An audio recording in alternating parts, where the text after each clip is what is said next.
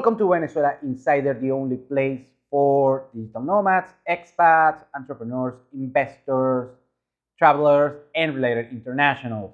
For more information, please visit VenezuelaInsider.com. Venezuela is back on communism. Let's talk about it. Recently, there came some bad news that the Sunde is the government agency in order to protect the consumer. And basically, they do it setting price controls. Actually, that's what they used to do on the past decade until, let's say, 3 or 4 years ago. Basically, they left the prices, laissez-faire go to the market, to the free market. However, they announced on social media, on Twitter, that they're going to put price controls on 42 essential items of goods that you find on every grocery store. Those items, food items, include beef, chicken, pork, just flour, cooking oil, and a couple of other things, of other products. However, you have to take this news with a grain of salt. The first thing is right after they published this price controls list, they took it right away from social media and they haven't announced anything different yet. So that's the first thing. The second thing, though, unlike the other price controls that they did in the past, they did it on bolivars and with pretty unreasonable prices and profit margin for the private entrepreneur. And this time, actually, the price caps were on US dollars and they were pretty high prices. So you have a huge gap, a huge spread on the profit margins. And so it's even over the price of what you find on the open market right now. So it makes no sense to put a price controls with high prices. Let's say if in the US put a price control of a can of Coca-Cola on, let's say, $10. I mean, you know that $10 for one can of Coke, that's a ridiculously high price, and you're not gonna see like that on the market. So the main takeaway here is they do it just for, it was just a political stunt. This is my opinion, and I'm gonna keep it unless that see anything different. Let's say I find evidence that I'm mistaken, and I might be, but my take is that actually it's just a political stunt. Here's why. We spoke about recently that the Venezuelan government made a deal in Mexico with the opposition, and the United States was involved, kind of, on such a deal. And if such deal happened, they're gonna grant the license to operate in Venezuela to Chevron. Chevron, the big oil company, the U.S. private oil company, now has the license to extend their operations and their investments on the country. However, there is a caveat, there is a bunch of waivers that the United States included on such license. And long story short, they basically want the Venezuelan government to behave. They want them to have free and regulated elections because allegedly there's been a lot of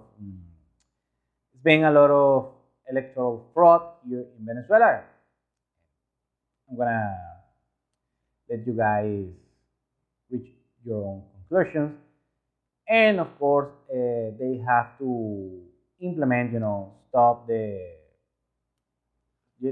have to stop this nonsense like political prosecution and also these crazy, wacky Marxist ideas.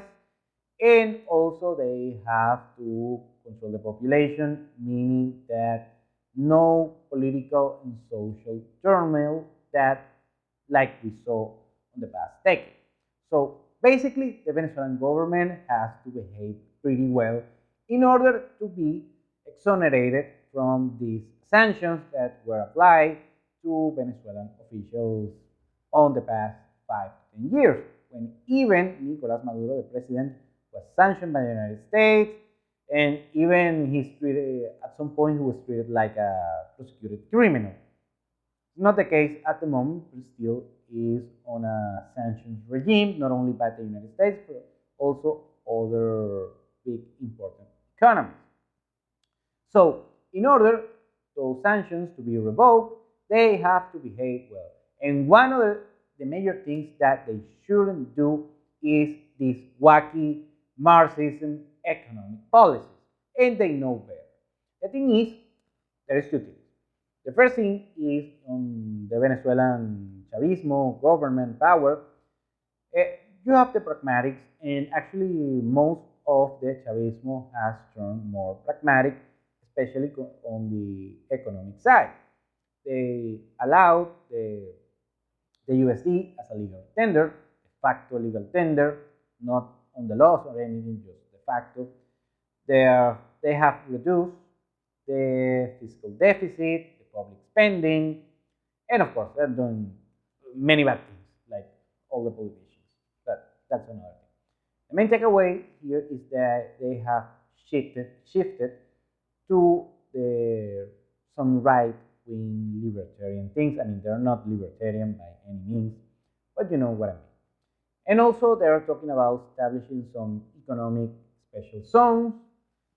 And the main takeaway is that actually they're leaving behind the Marxist agenda that they had, let's say, 5 to 10 years ago, and they apply it pretty well, and that's why they destroy the economy. Okay, the other thing is, since one of the conditions, the main conditions for the United States in order to revoke such sanctions is that they need to win fair elections here in Venezuela.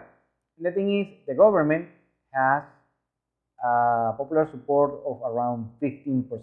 So basically 85% of the government, or close to over 80% of the population, actually don't like this government. They have reasons to do so. However, the opposition has even less popular support because they basically, according to some surveys, by the average Venezuelan, the opposition are just crooks and just opportunists. And I cannot at some point. But the thing is that neither of those factions also, have popular support here in Venezuela. So they have to elevate their popularity in order to make some credible elections here in Venezuela.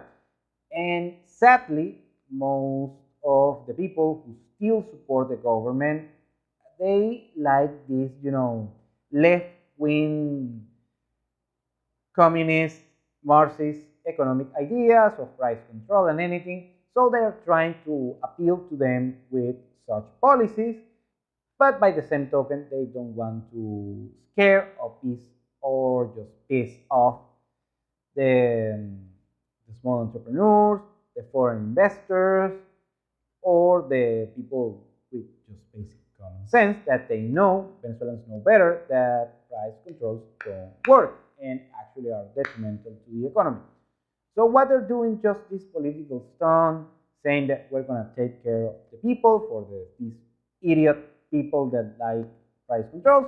By the same token, they're not going to piss off internationals, the Venezuelan entrepreneurs, and of course they don't want to piss off the United States. Actually, they're doing great diplomatic relationships on the past, let's say, half a year, and it's been actually quite a good thing.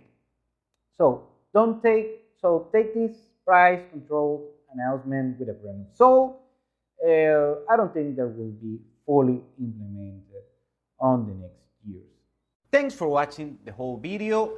Please, if you want to work with us, VenezuelaInsider.com. Follow us on other social media platforms. Thanks again. Have a nice day.